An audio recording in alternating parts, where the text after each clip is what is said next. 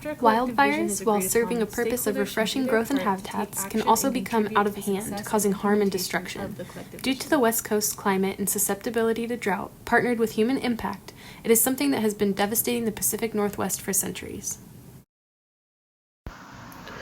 Fires have caused tremendous damage to the ecosystem, devastating the habitat in a way that takes hundreds of years to replace and can leave the wildlife that depends on the primary source of the forest ecosystem to die. The loss of the primary source also impacts the surrounding human communities as traditional means for providing ecosystem services are destroyed in the raging fire. The massive fires have killed thousands of people in the last 100 years, and just last year, a campfire killed 80 people in a small town of Paradise. Once the fire had run its course, what was left has been described by many as a war zone.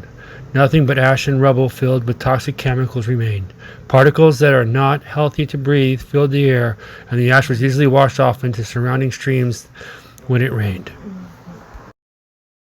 The increasing number of wildfires is also adding to global climate change issues. The increased amount of CO2 in the air adds to the greenhouse gases. Forests are natural carbon sinks, and when they are destroyed by wildfires, all of the captured carbon is released back into the atmosphere. The newly released carbon then adds to the greenhouse gases, therefore increasing the planet's temperature and causing more wildfires.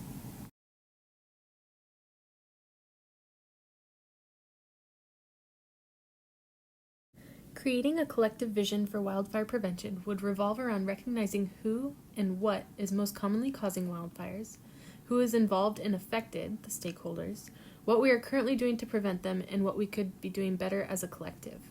While considering these questions and their solution, their environmental, social, and economic impacts must be accounted for as well.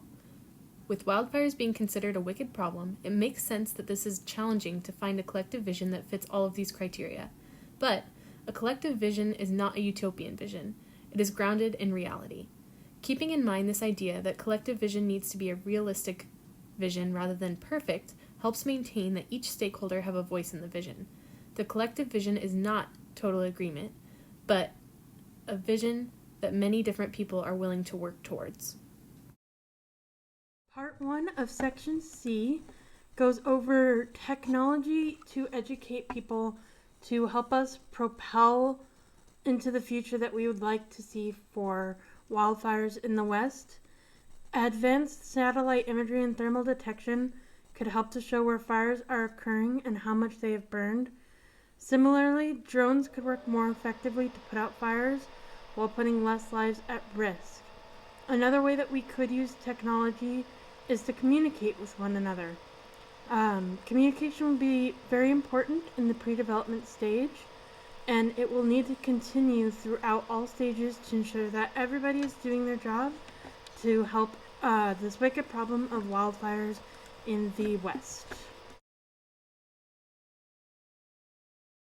Section C, Part 2, goes over some policies that were created to help solve the wicked problem of wildfires in the West.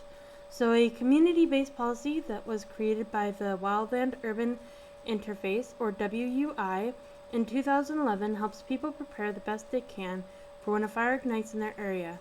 As development of the WUI continues, it is critical that the nation works towards creating fire-adapted communities in which people and values are prepared to tolerate inevitable wildfire events with minimal loss of life and property.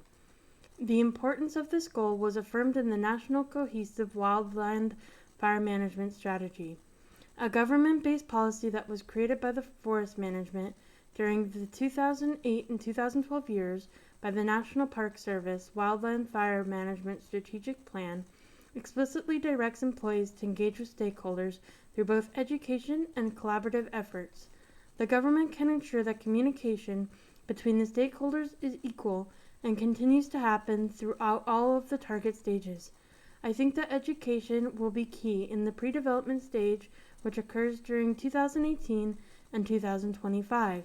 I also believe that education will be key throughout all of the target stages. There are people that choose to live in fire-prone areas, and education can help them learn what they can do in order to keep fires less frequent around the area that they live in. Educational programs also provide managers the opportunity to explain how to avoid accidentally starting a fire that might become a damaging, uncharacteristic wildfire.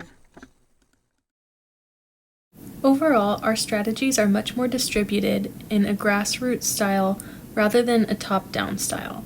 Wildfire prevention and mitigation is a broad topic that requires changes and efforts across various platforms, intertwining the actions and necessary steps that need to be taken.